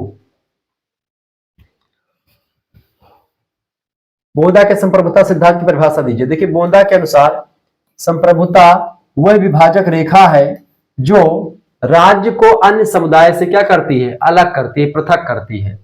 संप्रभुता नागरिकों और प्रजाजनों पर प्रयुक्त की जाने वाली वह सर्वोच्च शक्ति है जो कानून के द्वारा नियंत्रित नहीं की जा सकती, यानी कानून का भी इस पर नियंत्रण नहीं होता संप्रभुता पर। प्रत्येक राज्य में एक व्यक्ति या कई व्यक्तियों के समूह में विधियों का स्रोत होता है संप्रभुता। संप्रभुता एक राज्य में शासन करने की निरपेक्ष और अस्थायी शक्ति होती है। अगला क्वेश्चन आपकी स्क्रीन पर आ चुका है। प्रश्न भैया हाब्स की प्राकृतिक अवस्था। देखिए थॉमस हाब्स की अगर बात की, थॉमस हाब्स की, जॉन लॉक की और जीन जैक्स रूसो की, इन्होंने सामाजिक समझौते का सिद्धांत दिया राज्य की उत्पत्ति को लेकर के। तो प्राकृतिक अवस्था क्या है उनकी, यानी जब राज्य नहीं बना था, राज्य बनने से पहले, राज्य जब नहीं बना था उससे पहले मनुष्य कैसा रहता था, वही उसकी एक प्रकार से प्राकृतिक अवस्था होती है। तो प्राकृतिक अवस्था का मतलब क्या है, जब राज्य की उत्पत्ति नहीं हुई थी उससे पहले राज्य में मनुष्य कैसे रहते थे, उसी को प्राकृतिक अवस्था कह सकते हैं। समझे। हाब्स ने प्राकृतिक अवस्था को अराजक माना। अराजक माने जिसमें एक प्रकार से कोई राजा ना हो, कोई नियम कायदा ना हो, कोई सिस्टम ना हो, सब लोग आपस में लड़ भिड़ रहे हो, जिसकी लाठी उसकी भैंस, यानी माइट इज राइट का सिद्धांत फॉलो हो रहा हो, वैसे राज्य को अराजक राज्य कहा जाता है। प्राकृतिक अवस्था का मानव सेम वैसे था, एक दानव की भांति था, आपस में लोग लड़ते थे। जो ज्यादा सबल होता था वो जमीनों छका लेता था, जो है सबका धन मता छीन लेता था, जो गरीबों का, इस तरीके से अत्याचार व्याप्त था। ऐसा प्राकृतिक अवस्था के मानव के रूप में हाब्स कहता है। जबकि लॉक जो है कहता कि नहीं, ऐसा नहीं था, एकदम से देवता भांति मनुष्य थे, मनुष्य आपस में बैठ कर बातचीत करते थे, एक दूसरे की फीलिंग्स को समझते, सहानुभूति पूर्वक रहते थे। ठीक है, और इन दोनों की विचारधाराओं को जब पढ़ा, यानी थॉमस हाब्स का जो मानव है प्राकृतिक अवस्था का, वो लड़ाई झगड़ा करता, झगड़ालू प्रवृत्ति का है। जबकि जॉन लॉक का मानव जो है प्राकृतिक अवस्था का, वो एकदम से सहानुभूतिपूर्ण है, वो झगड़ा लड़ाई नहीं करता है। ठीक है, तो लेकिन जो रूसो है वो कहते हैं कि भाई देखो, ना तो देवता है मनुष्य प्राकृतिक अवस्था का और ना ही राक्षस जैसे है, वो एक प्रकार से आप मनुष्य जैसे होता है, जिसके बारे में रूसो ने बड़े अच्छे तरीके से बताया। ठीक है, बहरहाल इसको समझते हैं। हाब्स की प्राकृतिक अवस्था प्रश्न आता है हमेशा। देखिए उस समय मानव में उचित और अनुचित करने के निर्धारण की कोई क्षमता नहीं थी प्राकृतिक अवस्था में, कि क्या सही है क्या गलत है मनुष्य नहीं जानता था, जब राज्य नहीं था, समाज नहीं था। प्रत्येक शक्तिशाली मनुष्य अपने से निर्बल व्यक्ति की संपत्ति को हड़पने का प्रयास करता था। इस प्रकार समाज में भय का वातावरण लगातार बना हुआ था, अराजकता व्याप्त थी। इस अराजकता से बचने के लिए लोग ब्रह्मा जी के पास गए, जिसमें घोषणा की गई कि हम अपने सभी अधिकार अमुक नाम के व्यक्ति को देते, किसी व्यक्ति को समर्पित कर रहे हैं, बशर्ते तुम भी ऐसा करो। ब्रह्मा ने इस धरती पर मनु को राजा बना करके भेजा, अतः मनु जो है प्रथम राजा बने धरती के। ठीक है, इस तरीके से ब्रह्मा ने राज्य की उत्पत्ति करी। ठीक है, और मनु राजा बन करके धरती पर आए और शत्रुपा उनकी पत्नी। अगला क्वेश्चन है लॉक के मानव स्वभाव या प्राकृतिक अवस्था के बारे में बताएं। देखिए लॉक के अनुसार मनुष्य स्वार्थी था, मतलब लॉक के अनुसार मनुष्य स्वार्थी, झगड़ालू और अहंकारी बिल्कुल भी नहीं था। ये हाब्स के अनुसार था, और उसमें उचित और अनुचित करने की, निर्णय करने की क्षमता थी, जबकि हाब्स कहते नहीं थी, लॉक कहते थी। मनुष्य न्याय और विवेक के अनुसार कार्य कर सकता था, उसमें सहानुभूति, प्रेम और दया के गुण स्वाभाविक रूप से पाए जाते थे। लॉक यह मानता है कि मनुष्य सदैव अपने कर्तव्य का पालन नहीं करते हैं, वह अक्सर सत्य नहीं बोलते हैं, परंतु यह उनको मालूम होता कि सत्य बोलना चाहिए। मनुष्य जानता था शुरू से कि सत्य बोलना चाहिए, किसी को मारना पीटना नहीं चाहिए, लेकिन समय आने पर वह एक प्रकार से इन बातों से मुंह मोड़ लेता है मनुष्य। ठीक है, क्योंकि आप ही देखते हो जब कठिन परिस्थिति पड़ती है तो आप झूठ भी बोलते हो, आप कुछ भी कर सकते हो। विवेक और ज्ञान मनुष्य को पशु से बिल्कुल अलग बनाता है। जहां हाब्स ने माना कि मनुष्य की समस्त क्रियाओं की मूल प्रेरणा स्रोत शरीर को सुख पहुंचाना होता है, वही लाक का यह विचार है कि मनुष्य आत्मा की आवाज सुनता है और उसके अनुसार आचरण करता है। उसकी आत्मा जो कहती है उसके अकॉर्डिंग। वह सदैव स्वार्थी नहीं होता। मनुष्य कठिन परिस्थितियों में स्वार्थी बन जाता है, मजबूरी उसको स्वार्थी बना देती है, ऐसा लाक कहता है, बल्कि इसमें परोपकार और त्याग की बलवती भावना भी रहती है। आगे देखिएगा, अगला क्वेश्चन आपके स्क्रीन पर आ चुका है। जहां लाक के सामाजिक समझौते की 3 विशेषताएं बताएं। देखिए, हाब्स के समान लाक का नाम भी सामाजिक समझौते के द्वारा अस्तित्व में आया है। लाक के समझौते की प्रमुख विशेषताएं निम्न है। पहली बात तो ये लाक कहते हैं कि 2 समझौते हुए थे। पहला समझौता हुआ था सामाजिक और दूसरा हुआ था राजनीतिक। सामाजिक समझौता मनुष्यों और मनुष्यों के बीच में हुआ था, और जो राजनीतिक समझौता हुआ था वो मनुष्यों और राजाओं की, मतलब कि वो शासक वर्ग के बीच में हुआ था, व्यक्तियों और शासकों के बीच में। दूसरी बात, व्यक्तियों ने अपने सभी अधिकारों का समर्पण नहीं किया था। शासक की आज्ञा का पालन जनता तभी करेगी जब वह नागरिकों के प्रति अधिकारों की रक्षा, नागरिकों के अधिकारों की रक्षा अगर राजा करेगा तो राजा की आज्ञा का पालन भी जनता करेगी, अन्यथा नहीं करेगी। और तीसरी बात, लाक का सामाजिक समझौता कहता था कि लाक ने सीमित राजतंत्र का समर्थन किया है। जनता को शासक बदलने का भी अधिकार था, यानी सीमित राजतंत्र की बात की है। ठीक है, लिमिट मोनार्की की बात करता है। जनता को क्रांति करने का भी अधिकार था, यानी राजा अगर ज्यादा चिद्दपुद्द करे, राजा मतलब चिद्दपुद्द समझ रहे हैं ना, इसका मतलब ये होता है कि राजा ज्यादा छटके जनता को प्रताड़ित करने लगे, जनता पर अत्याचार करने लगे, तो जनता का करता मतलब जनता एक प्रकार से क्या करेगी, उसको तख्ता पलट करवा देगी। ठीक है, इस तरह की चीजें हुई। क्रांति भी शासक को बदलने का एक माध्यम था, लेकिन एक प्रकार से कई सारी चीजें थी। आगे देखते हैं, अगला क्वेश्चन आपके स्क्रीन पर आ चुका है। प्रश्न, भैया लाक की प्राकृतिक अवस्था के बारे में बताएं। जॉन लाक की प्राकृतिक अवस्था क्या थी, इसके बारे में कुछ बता दें। सभी लोग वीडियो को लाइक कर दीजिएगा, चैनल पर नए तो सब्सक्राइब कर दीजिएगा। लाक की प्राकृतिक अवस्था, देखिए, राज्य की स्थापना से पूर्व अवस्था को प्राकृतिक अवस्था कहा जाता है। लाक के अनुसार प्राकृतिक अवस्था जो थी शांति, सद्भाव, पारस्परिक सहायता, सुरक्षा की अवस्था थी। यह एक ऐसी अवस्था थी जिसमें स्वतंत्रता थी किंतु स्वच्छंदता नहीं थी। लाक के शब्दों में अगर देखें, यद्यपि यह अवस्था है परंतु उसे अपने को नष्ट करने की स्वतंत्रता नहीं है। प्राकृतिक अवस्था के लोग विवेकपूर्ण थे और प्राकृतिक विधियों का पालन करते थे। इस अवस्था में कुछ कमियां थी, जैसे कि सर्वमान्य नियमों का अभाव था। यहाँ पर कोई सर्वमान्य नियम नहीं था।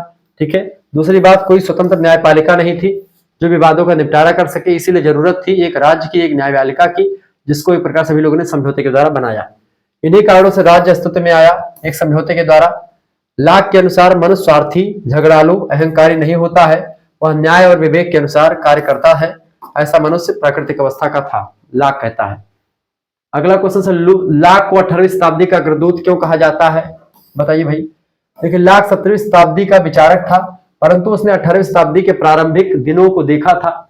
लाक ने 17वीं शताब्दी में जो विचार व्यक्त किए हैं उसी को आधार मान करके आगे के विचारकों ने उस पर काम किया है, यानी अपने सिद्धांतों का प्रतिपादन जो लाक ने किया था उन्हीं के सिद्धांतों पर आगे चल करके आगे के विचारकों ने काम किया। ठीक है, ये बात आप ध्यान रखेंगे। आगे बढ़ते हुए चीजों को जानने का प्रयास करते हैं। फटाफट से वीडियो को लाइक कर दीजिएगा और चैनल पर अगर नए हैं तो सब्सक्राइब भी कर दीजिएगा। लाक ने प्रतिनिधि, जैसे उदारवाद का जन्मदाता लाक को ही माना जाता है। ठीक है, लाक ने प्रतिनिधि शासन का जो विचार दिया था वही आगे चल करके लोकतंत्र के नाम से जाना जाता है। पर जो लाक का प्रतिनिधि शासन है वही लोकतंत्र आकर के बन चुका है। अमेरिकी संविधान का निर्माण करते समय लाक के विचारों का समावेश करते हुए स्वतंत्रता, समानता और बंधुत्व का नारा भी आप देखते दिया गया। वही विद्रोह के अधिकार का समर्थन लाक ने ही किया है, जिसके आधार पर फ्रांस की राजनीतिक राजक्रांति हुई, जिसमें यही नारा दिया गया था। अतः 18वीं शताब्दी पर लाक के विचारों का प्रभाव पूर्ण रूप से पड़ा है, इसमें कोई दो राय नहीं है। और आगे के विचारकों ने इनके विचारों को एक प्रकार से अस्तित्व में बनाए रखा। अगला प्रश्न, रूसो के अनुसार प्राकृतिक अवस्था। देखिए, रूसो ने कहा है कि मनुष्य प्राकृतिक अवस्था में पूरी तरह स्वतंत्र था। सामाजिक समझौते के ने उसे बंधन में बांध दिया था। उसके अनुसार मनुष्य स्वतंत्र पैदा हुआ था, परंतु वह प्रत्येक जगह बंधनों में बंधा हुआ है। रूसो ने इस अवस्था को वनवासी बताया है। उसके अनुसार इस समय मनुष्य न तो थॉमस हाब्स के बताए हुए दानव थे और ना ही लाख के द्वारा प्रस्तुत देवता थे, यानी कि ना तो बहुत लड़ाई झगड़ा करते थे, ना ही एकदम से शांति प्रिय थे। वो सीधे साधे मनुष्य हुआ करते थे जो स्वतंत्र थे, बस इतना अधिकार था उनको। रूसो प्राकृतिक अवस्था में लाख की इस धारणा से सहमत था कि राज्य से पूर्व की अवस्था में व्यक्ति पूर्ण और स्वतंत्र रहता था। उस समय किसी का बंधन उस पर नहीं था। रूसो ने लाख के समान व्यक्ति के महत्व को स्वीकार किया। रूसो एक ऐसे राज्य की कल्पना करता है जो कि इतना निरपेक्ष, निरंकुश और सर्वशक्तिमान है। अतः रूसो ने प्राकृतिक अवस्था को शक्तिमान बताया है। ठीक है, ये बात आप ध्यान रखेंगे। अगला क्वेश्चन है, रूसो की समान इच्छा का सिद्धांत बताएं। देखिए, रूसो के राज दर्शन की सबसे महत्वपूर्ण उपलब्धि या देन जो है समान इच्छा की ही देन है। ठीक है, यही धारणा इन्होंने दी। प्रत्येक व्यक्ति की दो इच्छाएं होती है, एक यथार्थ इच्छा और एक समान इच्छा। समान इच्छा सभी की इच्छा होती है, यथार्थ इच्छा पर्सनल व्यक्तित्व की, मतलब व्यक्ति की इच्छा होती है। यथार्थ इच्छा संकीर्ण होती है और स्वार्थी होती है। इसकी विपरीत आदर्श इच्छा जो होती है वह इच्छा होती है जो विवेक, ज्ञान और सामाजिक हित पर आधारित होती है, जो समान इच्छा कहलाती है। यही स्थायी होती है। रूसो ने इसी को समान इच्छा कहा, आदर्श इच्छा को, जो सबके लिए जरूरी होती है, यह सबके भले के लिए होती है। इसमें समस्त आदर्श इच्छाओं का निचोड़ होता है। जैसे कि हमारी इच्छा है कि जो है ये किया जाए, लेकिन जो हमारी इच्छा है हो सकता है 10 लोगों की इच्छा ना हो, तो वो इच्छा यथार्थ इच्छा होगी।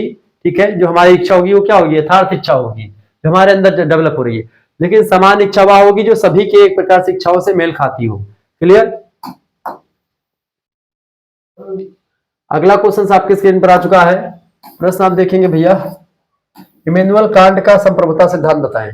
एक कांट के अनुसार संप्रभुता राज्य में किस प्रकार व्यक्त होती है और उसका प्रयोग किस प्रकार होता है। यदि एक व्यक्ति संप्रभु है, एक तंत्र या राजतंत्र है। यदि अभिजन में है तो वह अभिजन तंत्र है। यदि संपूर्ण जनता में है तो उसी को जनतंत्र कहा जाता है, ऐसा इमैनुअल कांट कहते हैं। संप्रभुता विधि के लिए कानूनी और असीमित है, नैतिक नहीं है। कांट के अनुसार संप्रभुता अविभाज्य है, उसको बांटा नहीं जा सकता। बोंदा, हाब्स, रूसो, ऑस्टिन ने संप्रभुता को आदेय माना है। इसके विपरीत कांट का कहना है कि संप्रभुता देय है, क्योंकि जो लोग कानून का निर्माण करते हैं वह उसे लागू नहीं करते हैं। कानून बनाने वाले अलग होते हैं और लागू करने वाले अलग होते हैं। उसे लागू करने की शक्तियां अलग अलग होती दोनों की। ठीक है, यदि ऐसा नहीं होगा तो वहां निरंकुश तंत्र स्थापित हो जाएगा। अगर जो कानून को बनाएगा वही कानून को लागू करवाएगा तो फिर उसमें उतना ज्यादा सही चीजें नहीं रहेंगी और निरंकुशता फैलती रहेगी। अगला क्वेश्चन आपके स्क्रीन पर आ चुका भैया, एडमंड बर्क के राजनीतिक विचार बताएं। देखिए, एडमंड बर्क ने राजनीतिक सिद्धांत को एक नैतिक धरातल पर स्थापित किया है। उसने एक स्थान पर लिखा कि श्रेष्ठ राजनीति नैतिकता का बृहत रूप है। ठीक है, यानी राजनीति, अच्छी राजनीति जो होती है वो मोरलिटी का एक बड़ा रूप होती है। वह राजनीतिक जगत को ब्रह्मांड का एक अंग मानता है। एडमंड बर्क, ब्रह्मांड में एक शाश्वत विधान है और यही विधान राजनीतिक संसार में भी व्यवस्था स्थापित करता है। संसार की शाश्वत व्यवस्था में राज्य का एक निर्धारित स्थान रहता है। राज्य प्राकृतिक और कृत्रिम दोनों होता है। प्रकृति के द्वारा बनता भी और बनाया भी जाता है। राज्य उन अर्थों में प्राकृतिक नहीं है जिन अर्थों में अरस्तु ने माना है, और उस अर्थ में कृत्रिम भी नहीं है जिस अर्थ में हाब्स ने माना है कि राज्य को इसे बनाया गया समझौते के द्वारा। राज्य की उत्पत्ति का भी एक कारण ईश्वर है। राज्य एक वैधानिक व्यवस्था होने के पूर्व एक ईश्वरीय व्यवस्था भी है। राज्य कुछ नैतिक उद्देश्यों की पूर्ति के लिए अस्तित्व में आया है, इसलिए व्यक्ति राज्य का सामना करते हैं। ठीक है, व्यक्ति राज्य का क्या करते हैं, सम्मान करते हैं, कि चूंकि ये हमारे विकास के लिए सामने आया है। अगला क्वेश्चन आ चुका, प्रश्न संख्या अगली है, बेंथम का उपयोगितावाद बताएं। बेंथम जो है ये सुखवाद की विचारधारा को फॉलो करते हैं। उपयोगितावाद, बेंथम कहते हैं कि हर व्यक्ति सुख चाहता है और उसी सुख प्राप्ति के लिए वो काम करता है। कोई व्यक्ति यह नहीं चाहता है जिससे कोई काम हम करें उससे हमको दुख प्राप्ति हो। ठीक है, आप पढ़ रहे हो क्योंकि आपको सुख प्राप्त करना है, कि आपको पेपर में अच्छे नंबर लाने, इसलिए आप पढ़ रहे हो। ठीक है, तो कोई व्यक्ति सुख नहीं प्राप्त करने, कोई व्यक्ति दुख प्राप्त करने के लिए कुछ नहीं करता। जो ऐसे कोई भी काम हम जो करते हैं वो किस लिए करते हैं, ताकि हमको सुख प्राप्त हो। लेकिन जब वही काम हमारा पूरा नहीं होता है तो हमको दुख मिल जाता है। तो ये बात आप ध्यान रखेंगे, सुख और दुख मनुष्य के जीवन के दो पहलू हैं, एक ही सिक्के के दो पहलू हैं। एक, अगर सुख आपको मिल रहा है तो दुख आपके जीवन में आएगा, और दुख मिल रहा तो एक समय ऐसा आएगा कि आप बहुत खुशी होंगे। तो कभी निराश नहीं होना है आपको। जैसे सूर्य भगवान जब उदय होते हैं तब भी लाल होते हैं और अस्त होते तब भी लाल होते हैं। तो उनसे आपको ये सीखना चाहिए क्या, कि हमेशा आपको मुस्कुराते रहना है, कठिन से कठिन परिस्थितियों में घबराना नहीं है, और बहुत खुश नहीं होना है जब आपकी जीवन में बहुत अच्छा चल रहा हो तो। ठीक है, क्योंकि अच्छाई जो होती है वही बुराई का कारण बनती है। जो चीजें आज आपको अच्छी लग रही है, हो सकता है वही 10 दिन बाद या 15 दिन बाद वही चीज आपको बुरी लगेंगी। ठीक है, जिनसे आज जिन वस्तुओं से आप या जिन व्यक्तियों से आज आपको सुख की प्राप्ति हो रही है, वही आपके दुख का कारण भी आने वाले समय में बन सकती है। ये जीवन का सत्य है और यही बात उपयोगितावाद के सिद्धांतकारी जर्मी बेंथम बताते हैं। बेंथम कहते हैं कि उपयोगितावाद का अर्थ है अधिकतम व्यक्तियों का अधिकतम सुख की प्राप्ति करना।